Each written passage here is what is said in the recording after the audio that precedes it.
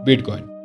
Bitcoin एक digital crypto currency है। इसको एक ऐसे व्यक्ति ने बनाया जिसको सातोशी नाकामोटो नाम से जाना जाता है, लेकिन उनकी असली पहचान आज तक किसी को भी पता नहीं चली। लेकिन हमने उससे क्या लेना, हमारा काम है बिटकॉइन के बारे में जानना। तो लेट्स स्टार्ट। ये कहानी है 2008 की, जब सातोशी नाकामोटो को एक ऐसा आइडिया आया था दिमाग में जो कि शायद इतिहास बदलने वाला था। नाकामोटो ने एक white paper bitcoin a peer to peer electronic cash system publish किया, यानी कि एक ऐसी कॉइन को माइन किया जो सिर्फ डिजिटल रूप में यूज की जा सकती थी और उसको कोई भी ट्रैक नहीं कर सकता था। इस वाइट पेपर में उन्होंने ब्लॉकचेन टेक्नोलॉजी और डिजिटल करेंसी के कॉन्सेप्ट को प्रस्तुत किया। वास्तव में बिटकॉइन का जन्म 3 जनवरी 2009 को हुआ, जब नाकामोटो ने पहले बिटकॉइन ब्लॉक को माइन किया और इसके बाद बिटकॉइन की पहली ट्रांजैक्शन सातोशी नाकामोटो और हैल फेनी के बीच में हुई। शुरुआत में बिटकॉइन की कीमत बहुत कम थी, लेकिन इसकी पॉपुलैरिटी के साथ इसकी कीमत इंडियन रुपीस में 57 लाख तक एक समय में पहुंच चुकी थी। बिटकॉइन की ग्रोथ और एडॉप्शन के साथ इसका प्राइस भी बढ़ता गया। आज बिटकॉइन एक प्रमुख क्रिप्टो करेंसी है और दुनिया भर में लोग इसे डिजिटल इन्वेस्टमेंट के रूप में इस्तेमाल करते हैं। अब बात करते हैं बिटकॉइन बनाने का प्रोसेस। अभी तक वीडियो में मैंने आपको जानकारी दी बिटकॉइन के बारे में और कैसे बना और कब बना। अब बात करते हैं बिटकॉइन को माइन कैसे किया जाता है। बिटकॉइन को माइन करने के लिए एक प्रोसेस होता है जिसे हम बिटकॉइन माइनिंग कहते हैं। बिटकॉइन माइनिंग एक डिसेंट्रलाइज्ड नेटवर्क के अंदर ट्रांजैक्शन वेरिफिकेशन और ब्लॉक क्रिएशन का प्रोसेस है। इस प्रोसेस में माइनर्स लोग जो भी क्रिप्टो करेंसी नेटवर्क को सिक्योर करते हैं, ट्रांजैक्शंस वेरीफाई करते हैं और न्यू ब्लॉक्स को ब्लॉकचेन में शामिल करते हैं। ये ब्लॉक्स ट्रांजैक्शन रिकॉर्ड को स्टोर करते हैं। ये है कुछ कदम बिटकॉइन माइनिंग प्रोसेस के। Transaction verification. Bitcoin miners unconfirm transaction को वेरीफाई करते हैं। जब कोई बिटकॉइन ट्रांजैक्शन होती है तो उसे एक पेंडिंग स्टेटस मिलता है। माइनर्स इन ट्रांजैक्शन को वैलिडेट करते हैं और उनमें एक ब्लॉक के अंदर शामिल करने के लिए तैयार करते हैं। Proof of work. Bitcoin mining का एक इंपॉर्टेंट कॉन्सेप्ट है प्रूफ ऑफ वर्क, यानी कि POW। माइनर्स को एक कॉम्प्लेक्स मैथमेटिकल प्रॉब्लम सॉल्व करना होता है जो उन्हें एक हैश यानी कि शाब्दिक रूप से कोई सा भी रैंडम नंबर जनरेट करने को मददगार होता है। इसमें कॉन्सेप्चुअल पावर और इलेक्ट्रिसिटी यूज होती है। Block creation. माइनर्स जो भी POW यानी कि प्रूफ ऑफ वर्क प्रॉब्लम पहले सॉल्व करेगा वो न्यू ब्लॉक को क्रिएट कर सकता है। ये ब्लॉक ब्लॉकचेन के एक हिस्से के रूप में ऐड होता है और उसके साथ प्रीवियस ब्लॉक्स भी लिंक बन जाती है।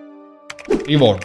माइनर्स को न्यू ब्लॉक क्रिएट करने पर एक रिवॉर्ड मिलता है जो एक फिक्स्ड नंबर ऑफ बिटकॉइंस होती है। Blockchain security. ब्लॉकचेन में न्यू ब्लॉक्स को ऐड करके प्रीवियस ट्रांजैक्शन की सिक्योरिटी और इंटीग्रिटी बनी रहती है। इस प्रोसेस को डिसेंट्रलाइज्ड और कंसेंसस एल्गोरिथम सपोर्ट करता है। बिटकॉइन माइनिंग किसी भी इंडिविजुअल के लिए आजकल एक प्रॉफिटेबल तरीका नहीं है, क्योंकि ये बहुत ज़्यादा कंसेप्चुअल पावर और इलेक्ट्रिसिटी कंजप्शन रिक्वायर करता है।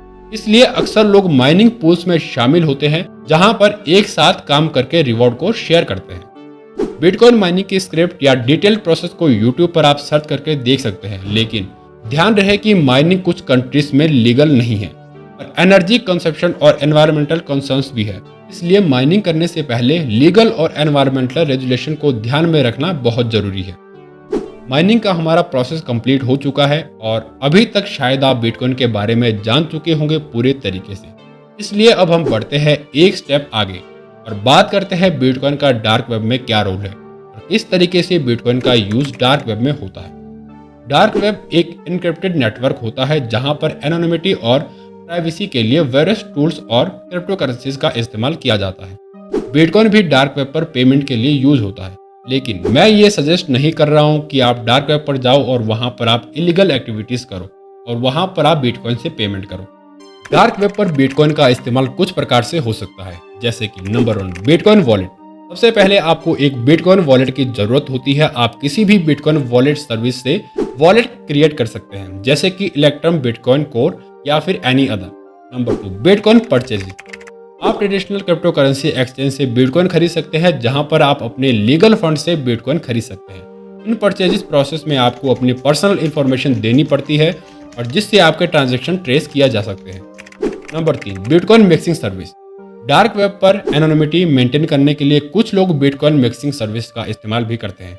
ये सर्विसेज आपके बिटकॉइन को अलग अलग एड्रेस पर भेजकर उनका सोर्स छुपाने में मदद करता है, ताकि जो आपका आईपी एड्रेस है वो ट्रेस ना हो सके। Number 4, Tor network. Dark web तक पहुंचने के लिए आपको टॉर नेटवर्क का इस्तेमाल करना आना चाहिए और आपके आईपी एड्रेस को छुपाने में मदद करता है। Dark web market places. Dark web पर कई ऐसे मार्केट प्लेसेस हैं जहां पर illegal goods and services bitcoin के माध्यम से खरीदे जा सकते हैं। ये मार्केट प्लेसेस इलीगल एक्टिविटीज को सपोर्ट करते हैं और इनका इस्तेमाल करना कानूनी परेशानी का सामना भी आपको करना पड़ सकता है। ध्यान रहे कि डार्क वेब पर होने वाली इलीगल एक्टिविटीज कानूनी परेशानी का कारण भी बन सकती है।